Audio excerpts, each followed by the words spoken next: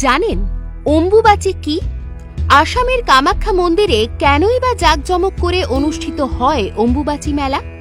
প্রবাদ বাক্যে বলা হয়, কিসের বার কিসের তিথি, আষাঢ়ের 7 তারিখ অম্বুবাচী, অর্থাৎ 7ই আষাঢ় থেকে অম্বুবাচীর শুরু।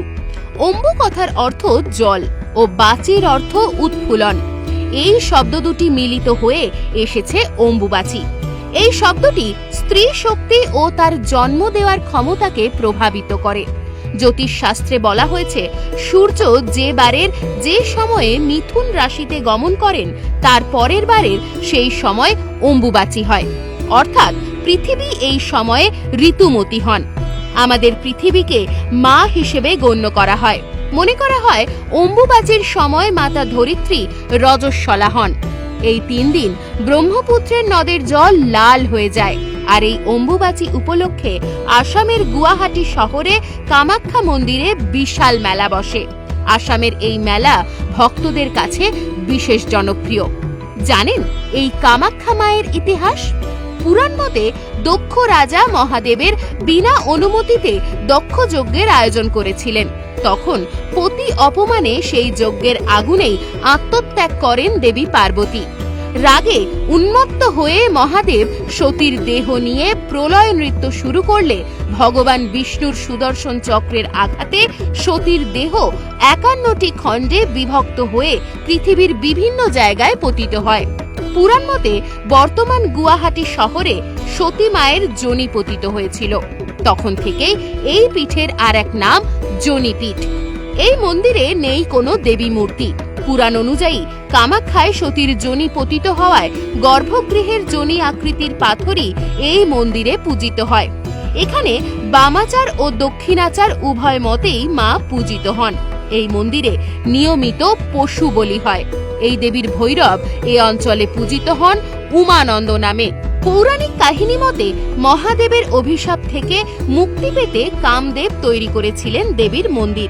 এছাড়াও শোনা যায় এই কামাখ্যা ধামের নাম আগে ছিল কুজ্ঝিকা। এই অঞ্চল আগে ছিল অত্যন্ত দুর্গম। পাহাড়, জঙ্গল, নদী পেরিয়ে খুব কম মানুষ মায়ের দর্শনে আসতে পারলে তাদের মুখেই প্রচার হতো দেবী কামাখ্যার মাহাত্ম্য।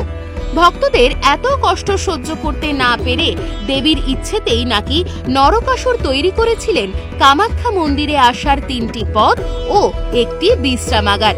তখন থেকেই মন্দিরে আরো বেশি করে ভক্ত সমাগম হতে থাকে।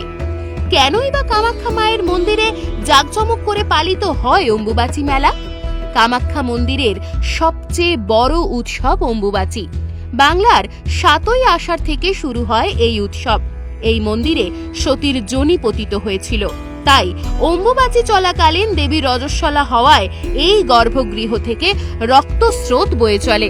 এই সময় এই অঞ্চলের মানুষ মাটিতে কোনো কোপ দেন না, চাষাবাদও বন্ধ থাকে। এনারা মনে করেন এই কয়েকদিন ঋতুস্রাব চলাকালীন মা অসুস্থ হয়ে বিশ্রাম নেন। সাদা কাপড়ে ঢেকে দেওয়া হয় মন্দির। 3 দিন পর মন্দির খোলার দিন দেখা যায় ওই সাদা কাপড় লাল হয়ে ভিজে গেছে। 3 দিনের এই মেলার প্রথম দিন ভক্তরা কামেশ্বরী দেবী ও কামেশ্বর শিবের দর্শন করে মহামুদ্রার দর্শন করেন। দেবীর যোনি মুদ্রা পীঠের 10টি সিঁড়ির নিচে একটি গুহার ভেতর প্রদীপ প্রজ্বলিত থাকে সর্বক্ষণ। 3 দিন মেলা শেষে ওই গুহা থেকে ভক্তদের প্রসাদ হিসেবে সেই ভেজা লাল কাপড় দেওয়া হয়। এটি অম্বুবাচী বস্ত্র নামে পরিচিত। এই মেলা চলাকালীন প্রসাদী কাপড় পাওয়ার জন্য দূর দূরান্ত থেকে বহু ভক্তের আগমন ঘটে এই মন্দির প্রাঙ্গণে। এই বছর 7ই আষাঢ় অর্থাৎ 22শে জুন থেকে 26শে জুন পর্যন্ত চলবে অম্বুবাচী মেলা। এই কয়েকদিন মন্দির বন্ধ থাকবে ভক্ত